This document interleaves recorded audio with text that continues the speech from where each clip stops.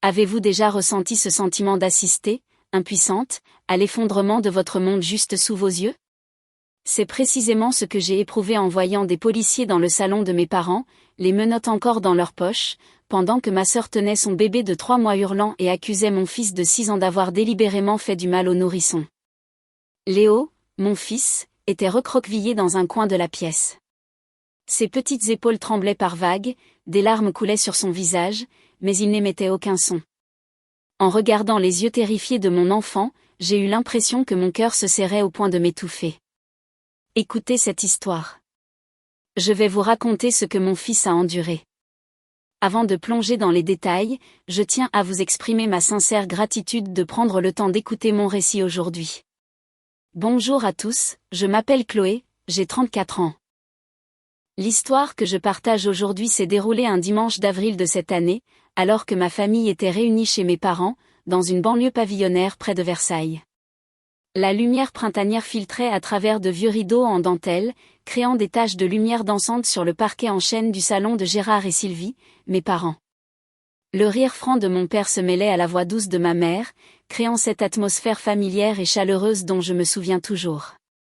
Ce jour-là, la maison connaissait une nouvelle joie. Amélie, ma sœur, venait de donner naissance à sa première fille 3 mois plus tôt et logeait temporairement chez nos parents, son mari étant en déplacement professionnel. « Regardez-moi ces petits orteils », s'exclama mon père, Gérard, en câlinant sa petite fille. Son large sourire accentuait les rides au coin de ses yeux. Sylvie, ma mère, ne cessait de prendre des photos avec son téléphone, mitraillant tout en marmonnant qu'elle allait les envoyer immédiatement à ses amis du club de tricot pour se vanter de sa première petite fille. L'odeur des gaufres flottait dans l'air.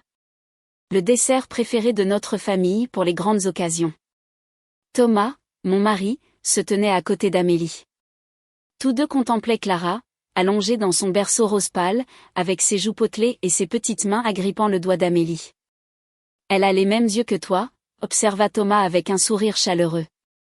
Amélie répondit avec le regard radieux d'une nouvelle mère.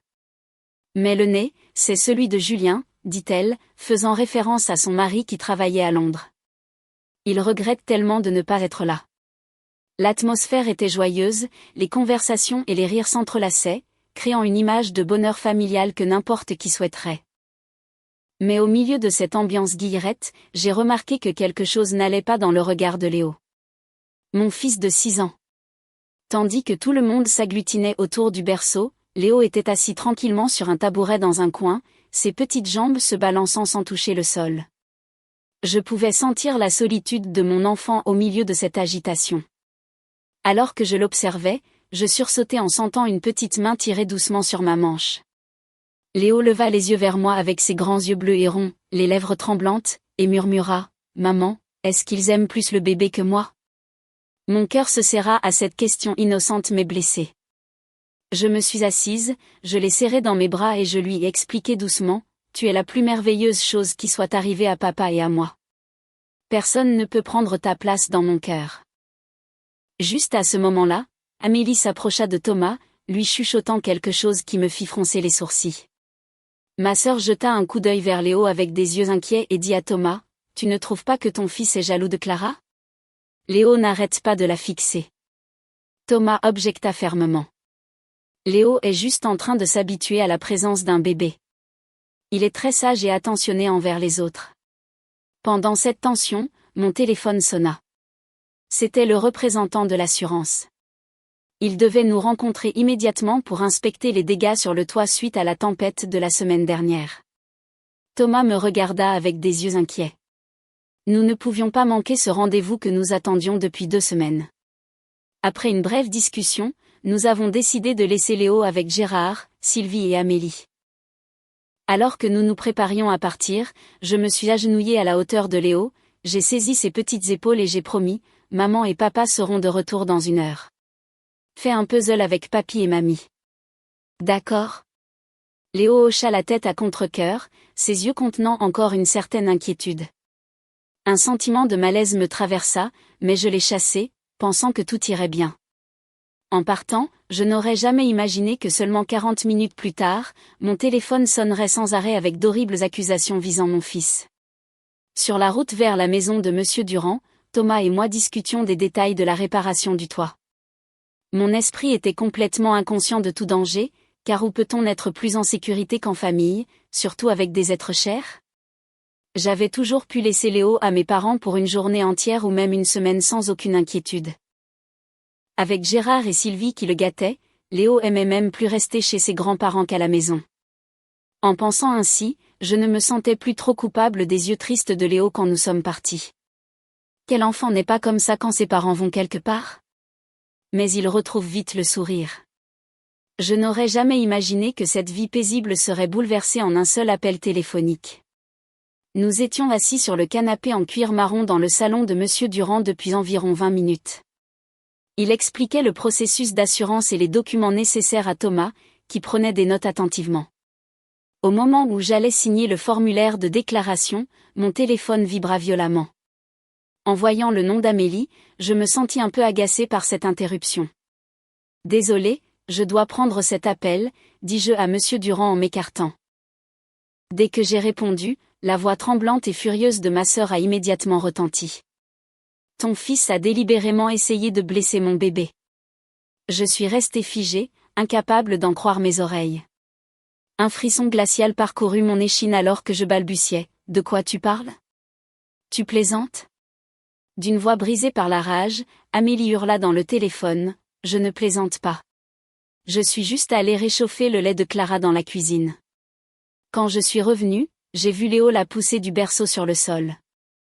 Sentant le sang me monter à la tête, j'ai rapidement objecté. « Non, c'est impossible. Il doit y avoir un malentendu. Léo ne ferait jamais ça. » Sans hésitation, la voix d'Amélie continua de crier à travers le téléphone. « Il n'y a pas de malentendu. J'ai appelé la police. Ils sont en route. » C'était comme si on venait de me verser un seau d'eau glacée sur la tête. La police. Ma sœur avait appelé la police pour mon fils. Thomas vit mon visage blême et se précipita. Essayant de garder ma voix calme, j'ai continué au téléphone. « Amélie, Léo n'a que 6 ans. Il ne peut pas », ne me laissant pas finir, Amélie me coupa d'une voix remplie de rage. « Je sais que ton fils est jaloux de Clara. J'ai vu la façon dont il la regardait toute la matinée. » Me voyant trembler, Thomas m'arracha le téléphone des mains. Le visage de mon mari était pâle, mais ses yeux brillaient de colère alors qu'il demandait « Amélie, qu'est-ce que tu racontes? Léo est un bon garçon. Tu as appelé la police? Qu'est-ce qui se passe avec Clara? Elle va bien? » Je n'entendais pas ce qu'Amélie disait, je voyais seulement le visage de Thomas devenir de plus en plus tendu.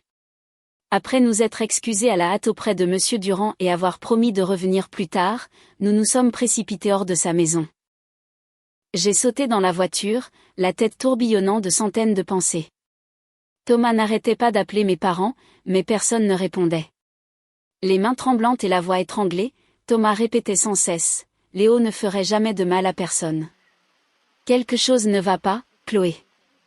Je serrais fort le volant, ayant l'impression que le monde entier s'effondrait. Mon petit garçon, avec ses grands yeux ronds et innocents.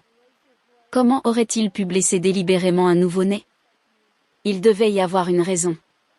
Peut-être que Léo était juste curieux et a accidentellement fait tomber Clara. Ou était-ce juste un accident qu'Amélie avait mal interprété? Lorsque la voiture tourna dans la rue familière menant à la maison de mes parents, mon cœur se serra à la vue de la voiture de police bleue et blanche garée devant. Les choses étaient-elles devenues si graves? Thomas ouvrit précipitamment la portière avant que je n'aie pu couper le moteur. Je me suis précipitée derrière lui, sentant que mes jambes allaient me lâcher. Quand nous avons poussé la porte, la scène qui s'offrait à nous était bien pire que tout ce que j'aurais pu imaginer. Le salon de mes parents n'avait jamais semblé si petit et étouffant. La pièce familière avec les photos de famille sur les murs et l'horloge antique héritée de mon grand-père semblait soudainement étrangère, comme si j'entrais dans un espace complètement différent. Dans cet espace, tout ce en quoi je croyais était remis en question. 2 policiers se tenaient sérieusement au milieu de la pièce. Le plus âgé, aux cheveux poivre et sel, observait la situation tandis que le plus jeune écrivait continuellement dans un carnet. Leurs yeux ne portaient aucun jugement, mais leur présence était comme une accusation silencieuse contre ma famille. Dès que nous sommes entrés, Amélie s'est levée brusquement. Ses yeux étaient rouges de larmes et de colère, tenant Clara comme pour protéger le bébé d'un danger invisible. Dans le coin de la pièce, Léo était blotti comme un oisillon blessé, ses petites épaules tremblant de sanglots silencieux. C'était comme si des mains invisibles me serraient le cœur. Avant que je ne puisse atteindre Léo, Amélie a immédiatement pointé du doigt mon enfant et a parlé d'une voix dure et accusatrice. Léo a poussé Clara du berceau sur le sol. Je l'ai vu de mes propres yeux. Thomas ne dit rien, se précipitant immédiatement aux côtés de Léo, s'agenouillant et le serrant dans ses bras comme un bouclier protecteur. Je sentais le tremblement de mon mari, un tremblement non pas de peur, mais de colère et de blessure.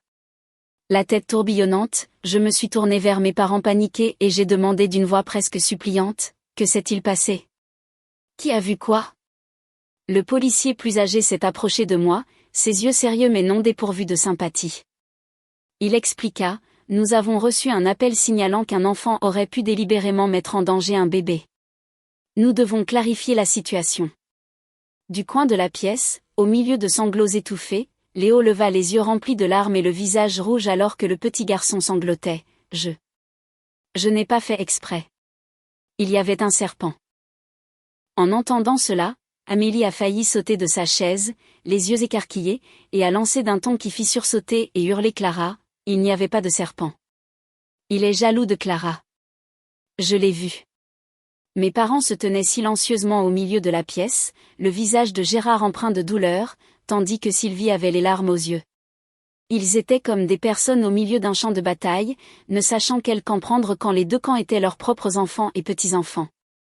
N'en pouvant plus, je m'avançai, me redressai et regardai directement dans les yeux de ma sœur en objectant d'une voix tremblante mais ferme, « Mon fils ne ferait jamais de mal à personne, surtout pas à un nouveau-né. » La pièce sembla se figer dans ce moment tendu. Seuls les pleurs doux de Clara et les sanglots étouffés de Léo brisaient le lourd silence. L'officier plus âgé leva la main, signalant à tout le monde de se calmer, puis se tourna vers moi et Amélie en disant d'une voix posée, « Pour clarifier ce qui s'est passé, nous devons examiner toutes les preuves possibles. Avez-vous des caméras de sécurité ?» Mon cœur se serra lorsque je dus secouer la tête et admettre, seulement à la porte d'entrée, pas dans le salon. Immédiatement, un léger sourire traversa les lèvres d'Amélie alors qu'elle me regardait avec des yeux que je n'avais jamais vus. Les yeux d'un vainqueur, les yeux de quelqu'un qui se croyait dans son droit. Mais cela me blessa plus que tout, car cela montrait que ma sœur croyait vraiment que mon fils pouvait faire quelque chose d'aussi horrible. Juste au moment où tout espoir semblait perdu, mon père s'avança soudainement, le visage sérieux et déterminé, et prit la parole. « Attendez. » Tous les regards se tournèrent vers Gérard, qui se tenait droit avec une assurance rare. « Je pense que Philippe, le voisin, a une caméra qui pointe vers la fenêtre de notre salon. » Alors que tout le monde se tournait pour regarder mon père, il continua d'expliquer d'une voix grave pleine d'espoir. « Le mois dernier, je me suis même disputé avec lui à ce sujet. Sa caméra pointe directement sur cette fenêtre où se trouve le berceau de Clara et où Léo jouait. » À ce moment-là, j'ai senti une petite lueur d'espoir vaciller dans l'épaisse obscurité qui entourait notre famille. Mon père, l'un des deux policiers et moi-même nous tenions devant la porte de Philippe Martin, le voisin avec qui mon père s'était âprement disputé. Le soleil de l'après-midi projetait des ombres, créant de longues traînées de lumière sur l'allée méticuleusement entretenue menant à la maison bleu clair. Mon cœur battait la chamade, réalisant que le sort de Léo, et peut-être celui de toute notre famille, dépendait de l'homme à qui mon père avait à peine parlé depuis un mois. En attendant, Gérard commença à expliquer aux policiers la situation complexe entre lui et Philippe. En entendant la voix de mon père, j'ai réalisé que c'était la première fois qu'il admettait sa part de responsabilité dans le conflit. D'une voix grave pleine de regret, mon père se souvint, le mois dernier, Philippe a installé un nouveau système de caméras de sécurité. L'une d'elles pointait directement sur la fenêtre de mon salon. J'ai réagi de manière peu polie. Le policier hocha la tête. Il comprenait qu'il s'agissait d'une question sensible entre voisins, un type de conflit qu'il rencontrait souvent dans son travail. Monsieur Martin a le droit d'installer des caméras sur sa propriété, nota l'officier. Mais il doit aussi tenir compte de la vie privée des autres. Gérard acquiesça, ses épaules tendues se détendant légèrement. J'ai qualifié cela d'invasion de la vie privée et j'ai exigé qu'il retire la caméra. Je n'ai pas pu contrôler ma colère. Un sentiment de malaise m'envahit en réalisant que c'était la première fois que j'entendais parler de cette dispute. La maison de Martin n'était séparée de celle de mes parents que par une petite clôture. Et légalement, Philippe avait parfaitement le droit d'installer des caméras sur sa propriété pour des raisons de sécurité. Le principal problème était l'angle et la faible distance qui créaient des conflits de confidentialité. Comme s'il lisait dans mes pensées, Gérard continua d'une voix basse, Philippe a réagi tout aussi durement. Il s'est redressé et m'a dit, c'est ma propriété. J'ai le droit de la protéger comme je veux. Depuis lors, nous ne nous sommes plus parlé. L'inquiétude monta en moi. Philippe Martin nous aiderait-il après cette dispute? Cependant, c'était notre seul espoir de prouver l'innocence de Léo. Je regardais Gérard, remarquant les rides d'inquiétude profondément gravées sur son visage. Finalement, Gérard prit une profonde inspiration et frappa à la porte. Je pouvais sentir la tension qui émanait de mon père. Il n'avait pas l'habitude de demander de l'aide, surtout à quelqu'un avec qui il avait eu un conflit. Après quelques instants qui semblèrent s'étirer à l'infini, la porte s'ouvrit. Philippe Martin, un homme d'âge moyen, apparut avec une surprise non dissimulée. En nous voyant à sa porte, surtout avec la présence de la police. Avant que Philippe ne puisse dire quoi que ce soit, Gérard s'avança, les yeux honnêtes et la voix sincère. « Philippe, j'ai besoin de votre aide. Je sais que nous avons eu nos différends, mais il s'agit de mon petit-fils. » À ce moment-là, j'ai compris que l'amour pour la famille pouvait pousser un homme fier comme Gérard à mettre de côté tout orgueil personnel. Philippe fronça les sourcils, les yeux pleins de méfiance, mais il écouta attentivement mon père lui expliquer brièvement la situation qui se déroulait chez nous. Après avoir tout entendu, Philippe nous regarda avec une expression sérieuse.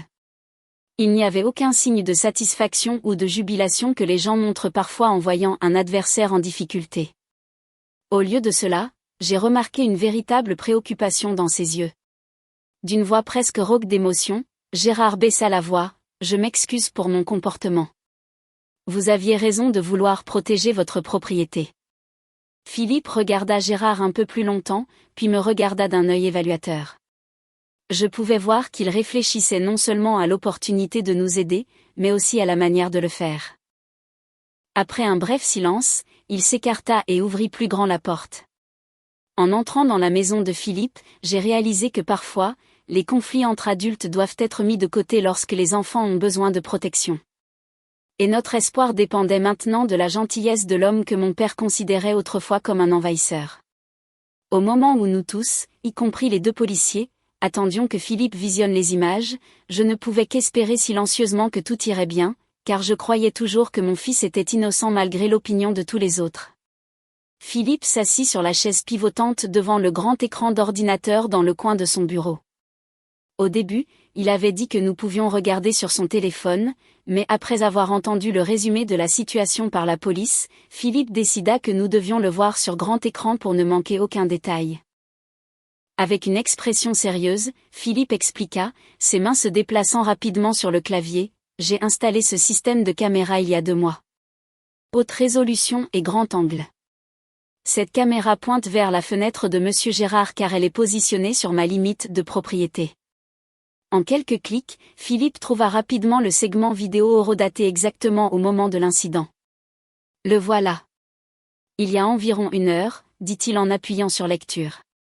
La pièce devint silencieuse alors que les images apparaissaient à l'écran. L'angle était pris de l'extérieur, mais à travers la fenêtre ouverte, nous pouvions voir clairement tout ce qui se passait dans le salon de mes parents. L'image était étonnamment nette. À l'écran, Amélie apparut tenant Clara et plaça doucement le bébé dans le berceau près de la fenêtre. Elle ajusta soigneusement l'oreiller et la couverture, puis alluma la télévision assez fort, probablement une habitude pour étouffer les bruits extérieurs. Ensuite, la caméra a capturé Gérard et Sylvie quittant le salon. Avant de partir, Sylvie se pencha pour embrasser le front de Léo, et nous pûmes clairement voir Gérard se pencher et dire quelque chose à son petit-fils. « Nous ferons un puzzle après que j'aurai fini de réparer le tuyau », confirma Gérard à voix basse, plein de regrets. Il y avait vraiment un problème de tuyauterie. Nous sommes allés dans le jardin pendant environ 10 minutes. À l'écran, Léo était assis seul sur le canapé, jetant de temps en temps un coup d'œil vers le berceau avec une curiosité enfantine naturelle. Amélie, debout à proximité, regardait Léo avec des yeux méfiants avant d'aller dans la cuisine. L'écran continua de montrer Amélie entrant dans la cuisine, laissant Léo et Clara dans le salon. Léo continua de jouer avec ses dinosaures, regardant de temps en temps vers Clara. Soudain, le policier plus âgé se pencha près de l'écran, plissant les yeux en pointant un endroit.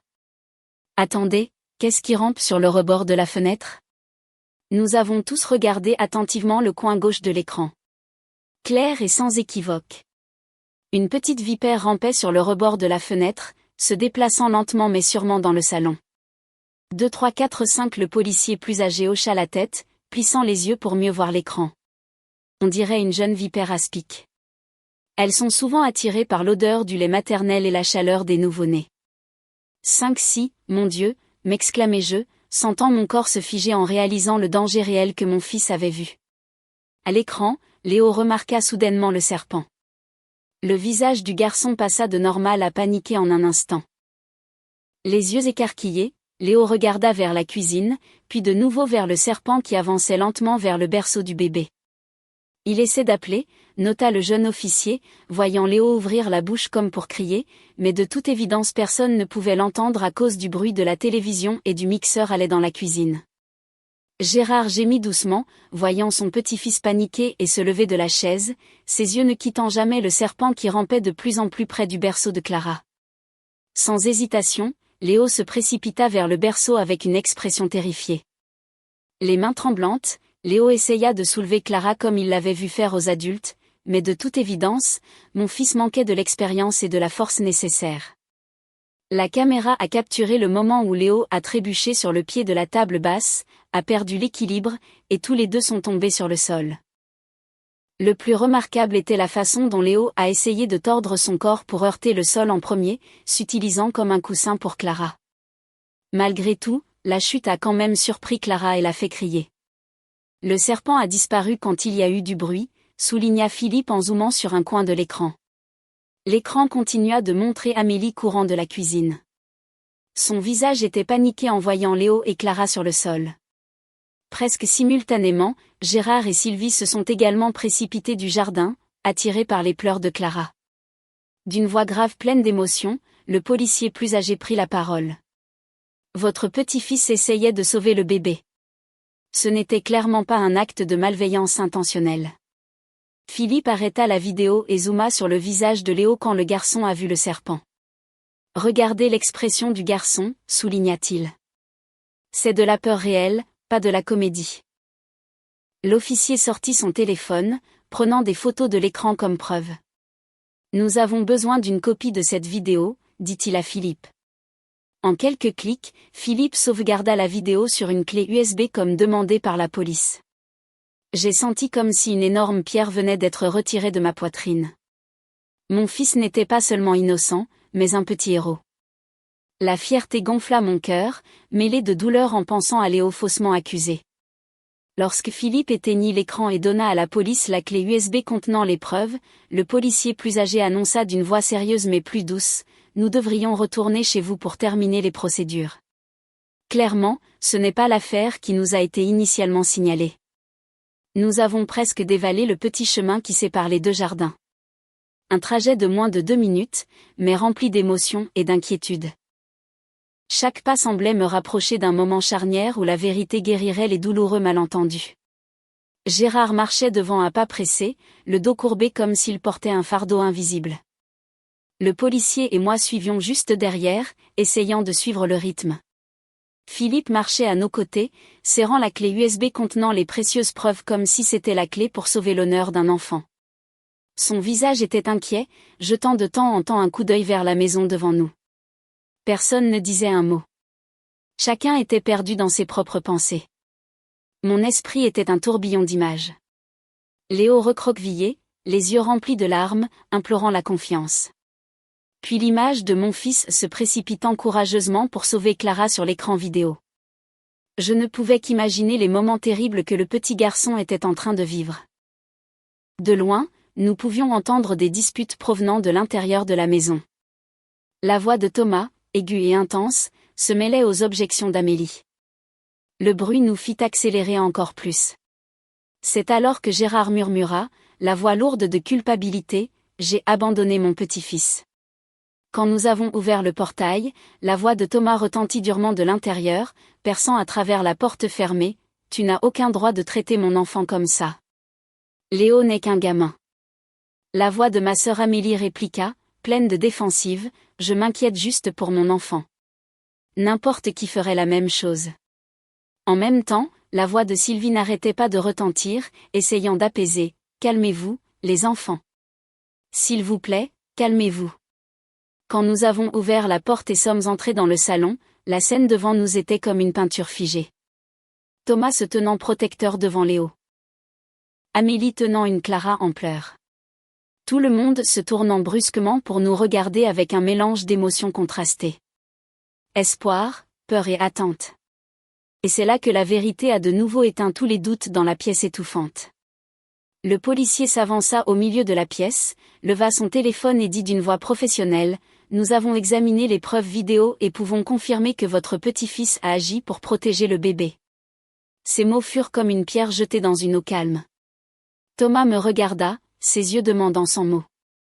Ses yeux grands ouverts, attendant que je confirme ce qu'il avait toujours cru. Les yeux rouges, j'ai hoché la tête et dit les mots que tout le monde aurait dû croire depuis le début, le serpent. Léo a essayé de sauver Clara du serpent. Léo leva les yeux de derrière Thomas. Les yeux rouges de mon fils s'écarquillèrent soudainement, s'illuminant d'un faible espoir. Ses petites épaules n'étaient plus voûtées comme avant, mais ses mains s'accrochaient encore fermement à la chemise de son père comme à une bouée de sauvetage. Mon fils regarda autour de lui, observant les réactions de tout le monde, comme s'il n'osait pas croire que la vérité avait enfin été révélée. Amélie resta figée, incapable d'en croire ses oreilles. Les yeux de ma sœur paniquèrent en réalisant sa terrible erreur. Clara, dans ses bras, hoquetait encore doucement, n'ayant aucune idée du danger qu'elle venait de frôler et de qui l'avait sauvée. Immédiatement, le policier plus âgé s'avança, montrant à tout le monde son téléphone avec des images capturées de la vidéo. Des images claires du serpent rampant par la fenêtre et de Léo avec une expression terrifiée. À ce moment-là, Thomas éclata en sanglots. Des larmes de soulagement. Plus des larmes de douleur, mais des larmes de soulagement. Il se retourna, serra Léo très fort et l'embrassa sur la tête, murmurant des mots réconfortants que seul un père pouvait dire à son enfant. Léo entoura lentement le cou de son père de ses bras. Son petit visage enfoui dans son épaule. Les épaules de mon fils tremblaient, non plus de peur, mais de soulagement. Il chuchota quelque chose à l'oreille de Thomas, et je pouvais deviner, je t'avais dit qu'il y avait un serpent. Amélie s'assit lentement sur la chaise la plus proche, ses jambes semblant perdre leur force. Les yeux de ma sœur ne quittaient pas Léo, son visage plein de regret. Je n'avais jamais vu ma sœur comme ça. Plus sa confiance habituelle, juste une mère qui venait de réaliser qu'elle avait fait quelque chose de terrible. D'une voix chuchotée et étranglée, Amélie parla, « Oh, Léo !» Léo entendit la voix d'Amélie et se tourna lentement pour regarder ma sœur. Les yeux de mon enfant ne contenaient plus la peur, mais maintenant la confusion et l'incertitude. Mon fils ne savait pas comment réagir quand la personne qui venait de l'accuser le regardait maintenant avec des yeux pleins de regret. Gérard n'attendit pas une seconde de plus. Il s'approcha et s'agenouilla devant Léo d'une voix tremblante rarement entendue chez un homme aussi dur. Gérard admit, « Papy a eu tort, mon chéri. Papy a eu tort de ne pas te croire. » Léo regarda son grand-père, ses grands yeux ronds et innocents s'adoucissant progressivement. Mon fils avait un cœur indulgent comme tous les enfants, et j'ai vu un petit sourire apparaître au coin de la bouche du petit garçon. Pas un sourire heureux, mais le sourire soulagé d'un enfant qui venait de se voir retirer un fardeau trop lourd. Le policier plus âgé prit la parole pour expliquer, essayant d'alléger l'atmosphère pesante, « Nous allons retirer toutes les charges et faire un nouveau rapport. » La caméra de Monsieur Martin a tout enregistré clairement. Sylvie se tourna vers Philippe avec une gratitude infinie, « Monsieur Martin, s'il vous plaît, restez dîner avec nous. C'est la seule façon dont nous pouvons exprimer notre gratitude. » Philippe secoua doucement la tête, ses yeux compréhensifs, « Merci, madame, mais je pense que votre famille a besoin de temps en privé. Je reviendrai plus tard. » Quand la porte se referma derrière la police et Philippe, nous sommes restés là comme des étrangers dans notre propre maison familière, chacun portant une blessure invisible que personne ne savait comment guérir. Après que la police eut terminé ses procédures et soit partie avec des excuses et un rapport indiquant aucun comportement nuisible intentionnel, le salon tomba dans un silence pesant. Le tic-tac de l'horloge semblait plus fort que d'habitude, comptant chaque seconde qui passait dans l'atmosphère étouffante. Amélie fut la première à rompre le silence. Sa voix était étranglée et pleine de regrets.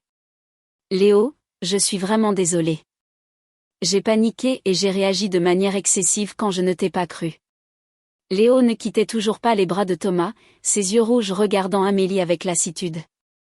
Le petit corps de mon fils était tendu comme celui d'un jeune animal blessé, prêt à fuir. Ses petites mains agrippaient fermement la chemise de son père alors qu'Amélie essayait de s'approcher.